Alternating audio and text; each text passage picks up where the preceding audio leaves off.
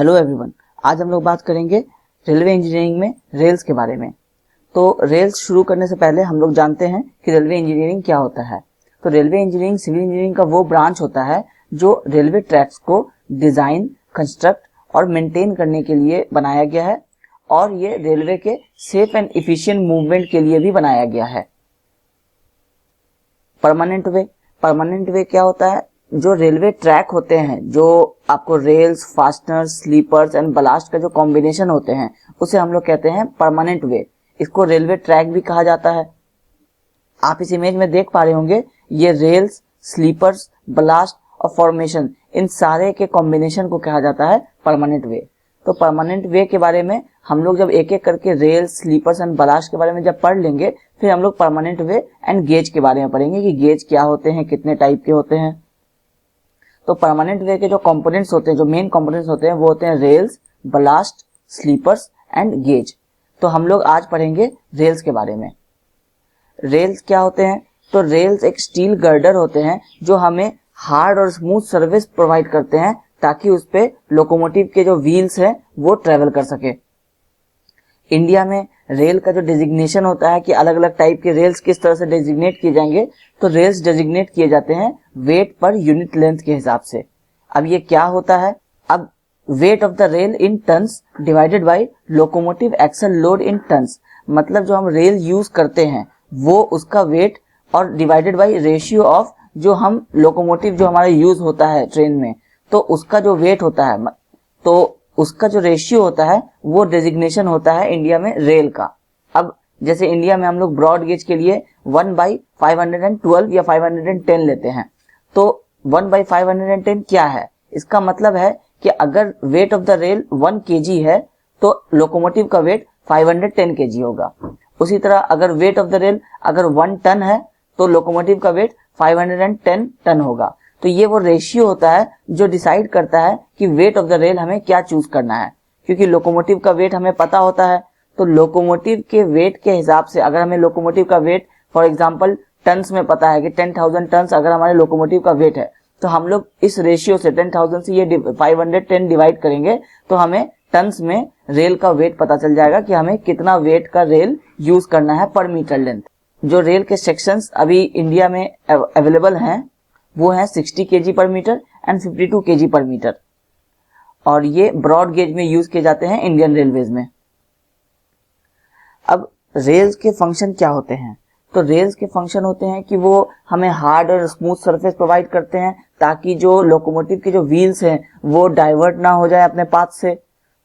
Rails जो maximum stresses, जो thermal stress, breaking stress और जितने भी स्ट्रेसेस जो हैवी लोड्स की वजह से आते हैं, उन सारे को बियर करके स्लीपर्स के थ्रू ग्राउंड में ट्रांसफर करता है। जो रेल के मटेरियल यूज किए जाते हैं वो कुछ इस तरह के होते हैं कि ये हमें मिनिमम वियर एंड टियर देते हैं। मिनिमम वियर एंड टियर क्या होता है कि ये जल्दी आपको खराब नहीं होते हैं जो हैवी व्हीकल के मूवमेंट से, तो इनकी जो रिप्लेसमेंट होती है इनकी चार्जेस बहुत कम होती है और ये फेलियर्स इनके बहुत कम होते हैं। तो इस तरह का मटेरियल रेल में यूज किया जाता है। अब रेल की कॉम्पोजिशन क्या होती है, रेल किन चीजों से बनी होती है? तो बेसिकली इंडियन रेलवेज में रेल्स दो तरह के यूज होते हैं। पहला लो मैंगनीज रेल एंड दूसरा हाई मैंगनीज रेल। तो लो मैंगनीज रेल को हाई कार्बन रेल भी कहते हैं और हाई मैंगनीज को मीडियम कार्बन रेल भी कहते हैं। अब ये क्या होता है, जो लो मैंगनीज रेल होते हैं वो आपको जनरल रेलवे ट्रैक्स में यूज होते हैं, लेकिन जो हाई मैंगनीज के रेल्स होते हैं वो आपको पॉइंट्स एंड क्रॉसिंग्स में यूज होते हैं। अब पॉइंट्स एंड क्रॉसिंग्स क्या होता है, तो इसके लिए हम लोग एक क्लास पॉइंट्स एंड क्रॉसिंग का करेंगे, लेकिन अभी आपको ये समझा देते हैं कि जहां से रेलवे ट्रैक एक ट्रैक से दूसरे ट्रैक में कन्वर्ट होता है, डाइवर्ट होता है, तो वो जो जंक्शन रेलवे में आता है वो जंक्शन कहलाता है पॉइंट्स एंड क्रॉसिंग। तो वहां पे जो हमारा रेलवे रेल्स यूज होता है वो यूज होता है हाई मैंगनीज का। जैसा कि आप देख पा रहे होंगे, हाई मैंगनीज में जो मैंगनीज की परसेंटेज होती है वो ये 0.95 से 1.25% तक होती है, लेकिन अगर आप ऑर्डिनरी रेल्स की बात करेंगे तो उसमें 0.65 से 0.9% तक की होती है। तो ये ऑर्डिनरी रेल्स यूज होते हैं हमारे रेलवे ट्रैक्स में परमानेंट वेज में, लेकिन जब पॉइंट एंड क्रॉसिंग की बात आती है तो फिर हाई मैंगनीज रेल्स यूज होते हैं। अब एक एक करके इनके कॉम्पोजिशन की बात करें तो ऑर्डिनरी रेल्स में और हाई मैंगनीज रेल्स में कार्बन का परसेंटेज ऑलमोस्ट सिमिलर ही होता है। ऑर्डिनरी रेल्स में 0.55 से 0.68 होता है और हाई मैंगनीज रेल्स में 0.5 से 0.6% होता है। तो क्योंकि इसमें कार्बन थोड़ा सा रिड्यूस किया जाता है ऑर्डिनरी रेल्स के कंपैरेटिवली और मैंगनीज इंक्रीज किया जाता है, इसलिए इसे कहते हैं मीडियम कार्बन स्टील। और क्योंकि इसमें कार्बन हाई मैंगनीज रेल के कंपैरेटिवली थोड़ा ज्यादा होता है, इसलिए इसे कहते हैं हाई कार्बन स्टील। फिर मैंगनीज की हम लोग बात कर ही चुके हैं। सिलिकॉन का भी परसेंटेज ऑलमोस्ट सिमिलर ही होता है, 0.05 से 0.3%, और इसमें 0.05 से 0.2%, जो ज्यादा डिफरेंट नहीं है। फिर सल्फर और फास्फोरस, इन दोनों का रेशियो दोनों टाइप के रेल्स में इक्वल ही होता है। तो ये होता है कॉम्पोजिशन ऑफ रेल स्टील। अब हम बात करेंगे रिक्वायरमेंट ऑफ रेल्स के बारे में कि रेल की रिक्वायरमेंट्स क्या क्या है। रेल जो हम यूज करते हैं वो आइडियली किस टाइप का होना चाहिए। तो जो रेल्स होते हैं उनमें जो कंपोजिशन ऑफ स्टील है वो प्रॉपर होना चाहिए, क्योंकि अगर स्टील का कंपोजिशन प्रॉपर नहीं होगा तो फिर वो वियर एंड टियर होगा। वो जहाँ पे हाई स्ट्रेस होंगे रेल में, जिस पोर्शन पे हाईयर स्ट्रेस आएगा वो पोर्शन फिर वियर एंड टियर हो जाएगा, वो फिर खराब हो जाएगा, तो हमें रिप्लेस करना पड़ेगा। सेकेंड कि जो सीजी होता है रेल्स का, जो वो अप्रोक्सीमेटली सेंटर पे या नियर सेंटर पे होना चाहिए। वो इसलिए होना चाहिए क्योंकि जो हमारा मैक्सिमम टेंसाइल स्ट्रेस और मैक्सिमम कॉम्प्रेसिव स्ट्रेस होता है, अगर हम इसका स्ट्रेस डायग्राम बनाए तो वो कुछ इस तरह से बनेगा। तो ये जो अपर वाला पोर्शन होता है ये होता है कॉम्प्रेसिव, और जो बॉटम वाला हाफ होता है ये होता है टेंसाइल। तो ये कुछ ऐसे जगह पे हो इसका सीजी जिससे ये कॉम्प्रेशन ये टेंशन के इक्वल हो, ताकि ये बैलेंस हो जाए। तो इस रेल का सीजी इस तरह से होना चाहिए कि मैक्सिमम टेंसाइल और कॉम्प्रेसिव स्ट्रेसेस जो है वो बैलेंस आउट हो जाए। उसके बाद जो रेल का हेड होता है वो सफिशिएंटली डीप होना चाहिए, ताकि जो रेल व्हील्स का जो मूवमेंट उसके ऊपर होगा तो उससे उनमें वियर ना आ जाए। जो वेब होते हैं रेल के वो इतने थिक होने चाहिए कि इससे उनमें जो फ्लेक्सुरल रिजिडिटी है वो प्रोवाइड कर सके। फ्लेक्सुरल रिजिडिटी क्या होता है? तो ये होता है आपको बेंडिंग, जब रेल के व्हील्स इस पे मूव करते हैं तो ये वो पोर्शन बेंड करता है। तो बेंड करने की जो इसकी रेजिस्टेंस है, जो ये रेजिस्ट करता है, वो कहलाता है फ्लेक्सुरल रिजिडिटी। तो ये उनमें सफिशिएंट होना चाहिए वेब में, ताकि ये वेब बकल ना कर जाए। और जो फुट है रेल के वो इतने वाइड होने चाहिए कि वो ओवरटर्निंग को रेजिस्ट कर सके। तो इससे बात आती है कि ये फुट जो अभी हम लोग देख रहे हैं इसे हम लोग कहते हैं फ्लैट फुटेड रेल। तो ये flat footed rail recent development है इंडियन रेलवे में। तो इससे पहले क्या यूज होता था? तो इससे पहले आपको दो तरह के रेल आए थे। जो सबसे फर्स्ट आया था वो आया था डबल हेडेड रेल, फिर उसके बाद आया बुल हेडेड रेल, और फिर अभी जो रिसेंटली चल रहा है जो इंडियन रेलवे अडॉप्ट किया है वो है फ्लैट फुटेड रेल। अब ये क्या होते हैं? ये सबसे पहले जब डबल हेडेड रेल आया था तो डबल हेडेड रेल आपको इसके जो दोनों अपर और लोअर फेस थे वो दोनों ही हेड थे। मतलब ये जिस समय ये ब्रिटिश रेलवे जब चला करता था तो ब्रिटिशर्स ने ये डिसाइड किया कि एक ऐसा रेल इन्वेंट किया जाए जिससे हम लोग पहले एक साइड से यूज कर सके, और फिर जब ये पोर्शन वियर एंड टियर हो जाए तो हम उसे रिप्लेस करके बॉटम वाले साइड को ऊपर ले आए और फिर उसे यूज कर ले, तो ये इकोनॉमिकल होगा। तो जब ये यूज होना शुरू हुआ तो क्योंकि इसका स्ट्रक्चर इस तरह का था कि ये सेल्फ ग्राउंड पे स्टेबल नहीं रह सकता था, तो इसको स्टेबल करने के लिए चेयर्स का यूज किया गया। तो जब ये आप देख रहे हैं ये डायग्राम, इसमें ये चेयर्स हैं, तो ये चेयर्स को यूज किया गया इस रेल को होल्ड करने के लिए। तो जब रेगुलर रेल्स के मूवमेंट, ट्रेन की जो मूवमेंट होने लगी, तो उसके बाद जो इसके ये बॉटम वाले पोर्शन थे रेल्स के, ये वियर एंड टियर होने लगे। टॉप वाले तो रेल के मूवमेंट से होने लगे, अब बॉटम वाले कांटेक्ट एंड प्रेशर की वजह से वियर एंड टियर उनमें आने लगा।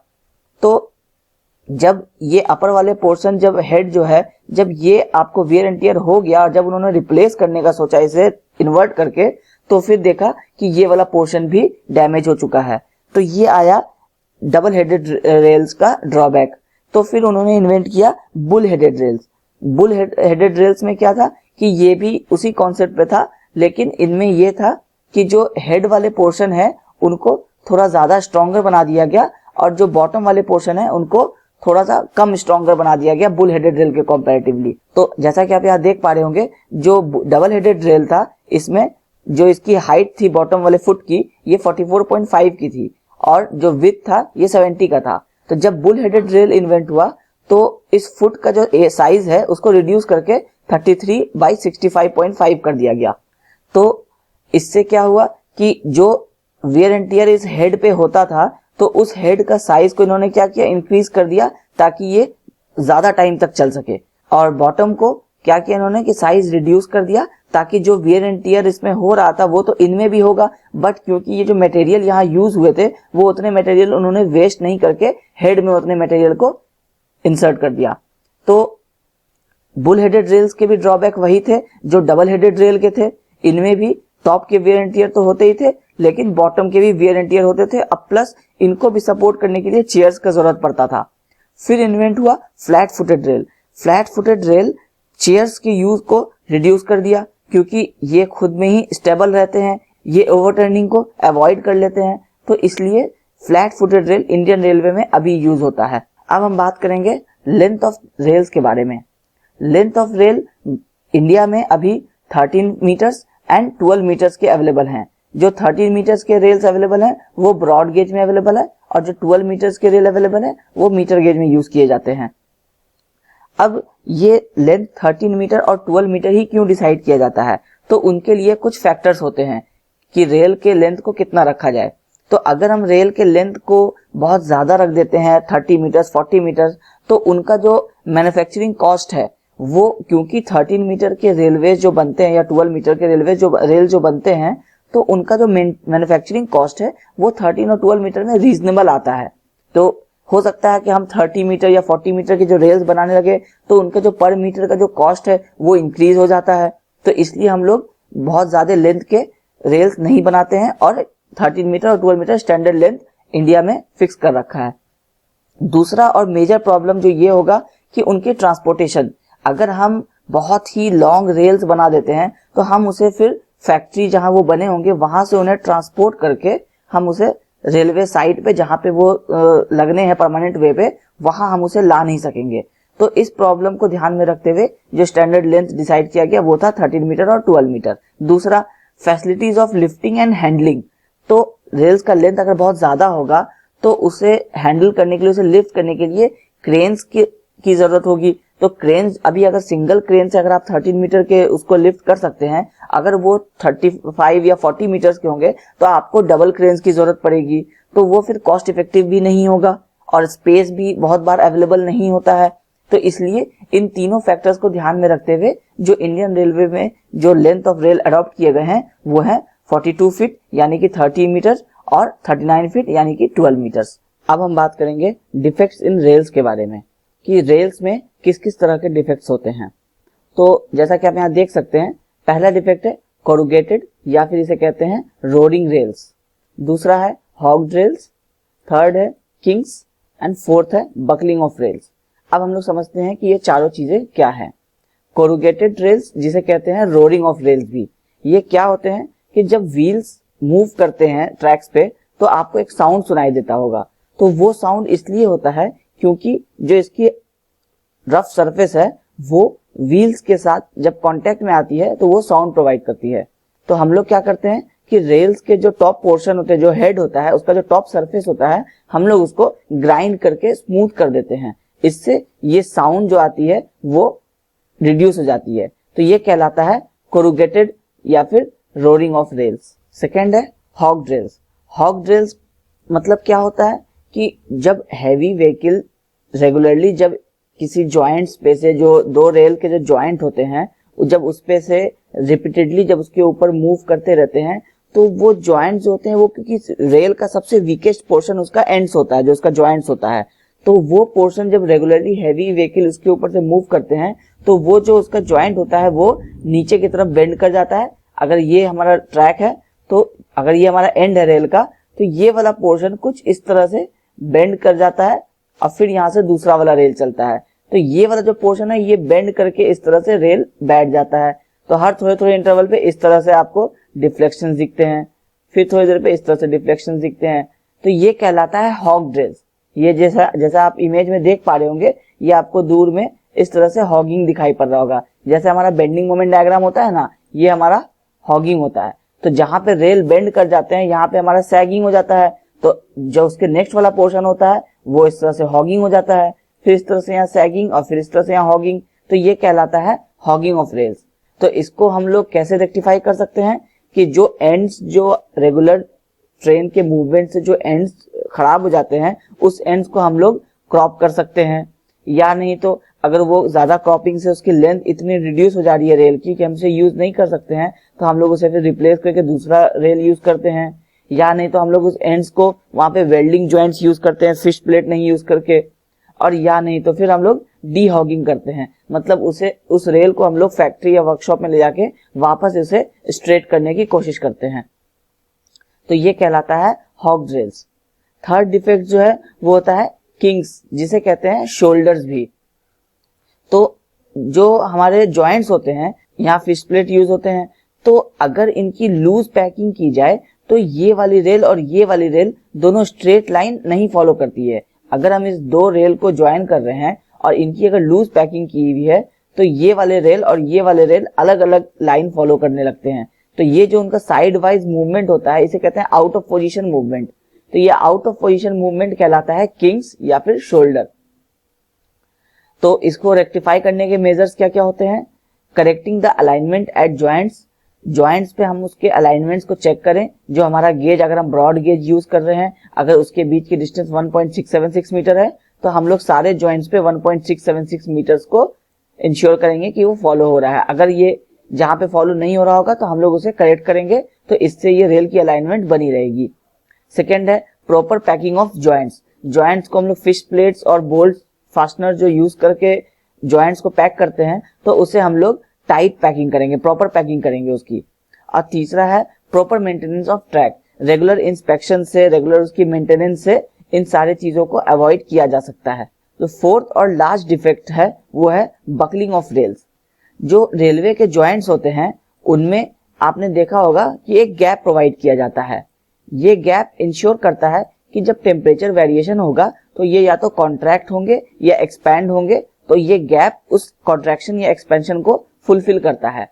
अगर रेल्स में ये जॉइंट्स में ये गैप प्रोवाइड नहीं किया जाए या किसी रीजन से वो गैप कम हो जाए तो फिर जब टेम्परेचर वेरी करता है, खासकर हायर टेम्परेचर पे, तो फिर रेल्स एक्सपैंड होने की कोशिश करते हैं। तो वो एक्सपैंड जब नहीं हो पाते हैं, जब वो गैप उन्हें इतना नहीं मिलता है, तो फिर वो रेल्स बकल कर जाते हैं और अपने एक्सपेंशन को पूरा करने की कोशिश करते हैं। तो फिर ये हो जाता है बकलिंग ऑफ रेल्स। जैसा कि आप देख पा रहे होंगे, इन रेल्स में जब एक्सपेंशन गैप नहीं मिला तो ये रेल्स में, क्योंकि वेरिएशन तो आने हैं टेम्परेचर की वजह से, तो उसमें क्या हुआ कि ये हॉगिंग हो गया, ये बकलिंग हो गया। तो ये कहलाता है बकलिंग ऑफ रेल्स। अब हम बात करेंगे वियर ऑन रेल्स के बारे में कि रेल्स में वियर एंड टियर किस तरह के होते हैं और कैसे होते हैं।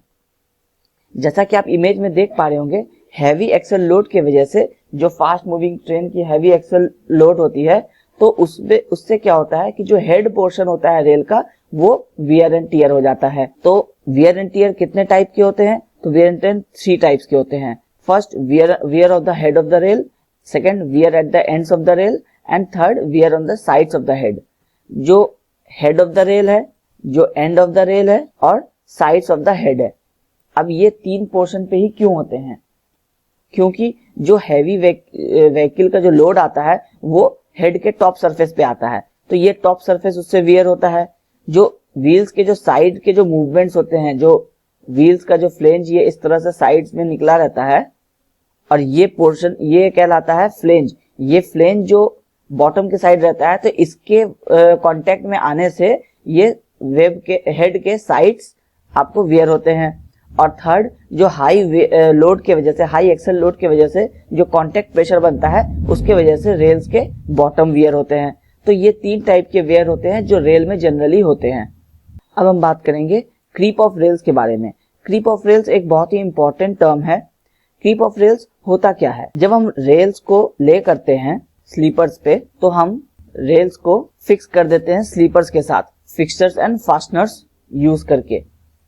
लेकिन हैवी लोड्स की वजह से जब वो व्हील्स इस पे मूव करते हैं तो जो इसके एंड्स होते हैं रेल्स के, वो जब व्हील्स इस एंड से दूसरे एंड पे जाके दूसरे रेल्स पे चढ़ने की कोशिश करता है तो वो इस रेल को पुश करता है आगे की तरफ। तो जब वो आगे की तरफ पुश करता है तो क्योंकि ये फिक्सर से अटैच होते हैं, बट रेगुलर व्हील्स के मूवमेंट की वजह से, रेगुलर हैवी लोड्स के वजह से ये आगे की तरफ बढ़ जाते हैं और ये अपने नए पोजीशन पे आ जाते हैं, जो कि कुछ इस तरह रहता है। तो ये कहलाता है क्रीप ऑफ रेल्स। ये हर तरह के ट्रैक्स में हो सकता है, ये मीटर गेज में हो सकता है, ब्रॉड गेज में हो सकता है। इसे कैसे इंडिकेट करते हैं? तो इसे इंडिकेट करते हैं क्रीप इंडिकेटर की मदद से।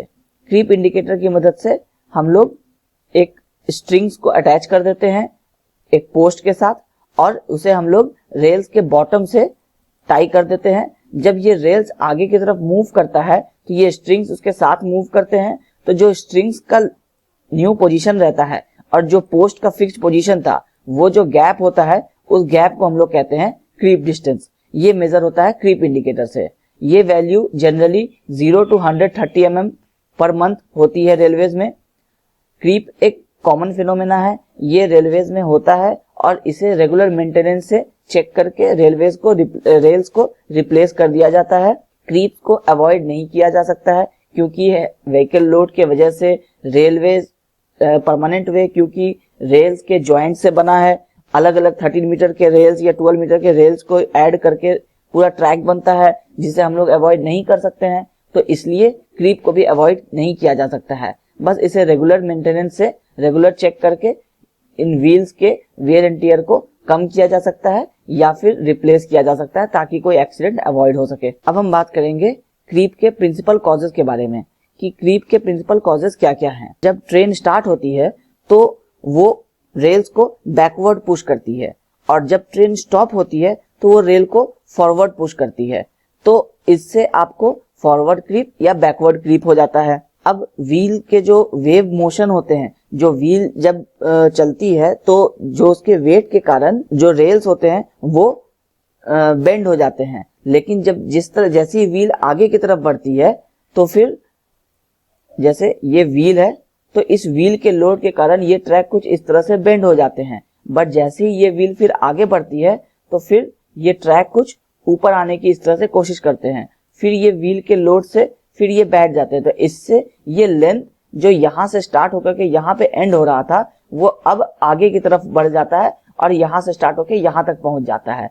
तो ये जो गैप आ जाता है ये कहलाता है क्रीप। थर्ड है change in temperature. Temperature change की वजह से भी जब अनइक्वल एक्सपेंशन या कॉन्ट्रैक्शन होता है, जब एक रेल और दूसरे रेल का जो एंड है और ये जो कंटिन्यूअस जो जॉइंट्स है, अगर ये सारे इक्वल कॉन्ट्रैक्शन और एक्सपेंशन नहीं होंगे तो फिर क्रीप होगा। तो ये वो प्रिंसिपल कॉजेज थे जिससे क्रीप होता है रेल्स में। अब हम बात करेंगे माइनर कॉजेज के बारे में, जैसे कि रेल्स को अगर टाइटली फिक्स नहीं किया गया स्लीपर के साथ तो क्रीप हो सकता है। अगर इम्प्रॉपर सुपर एलिवेशन दिया जाए कर्व्स पे तो हैवी लोड्स के कारण भी रेल्स में क्रीप हो सकता है। हैवी एक्सल लोड के कारण तो हाई स्पीड पे क्रीप होता ही है। हैवी ट्रैफिक अगर एक डायरेक्शन में हो और एक डायरेक्शन में नहीं हो तो फॉरवर्ड क्रीप ज्यादा हो जाएगा। उसी तरह लूज पैकिंग अगर किया जाएगा जॉइंट्स पे, अगर जॉइंट्स के फिश प्लेट्स को के जो बोल्ट्स होते हैं अगर उन्हें टाइटली पैक नहीं किया जाएगा तो फिर क्रीप हो सकता है। और वाइड एक्सपेंशन एट जॉइंट्स, जो जॉइंट्स पे अगर एक्सपेंशन ज्यादा वाइड हो जाएगा तो उसके वजह से भी फिर क्रीप हो सकता है। तो ये था रेलवे इंजीनियरिंग में रेल्स के बारे में वो सारी इंफॉर्मेशन। अगर आपको ये वीडियो पसंद आया है तो फिर इस वीडियो को लाइक कीजिए और हमारे चैनल को सब्सक्राइब करना मत भूलिएगा। Thank you.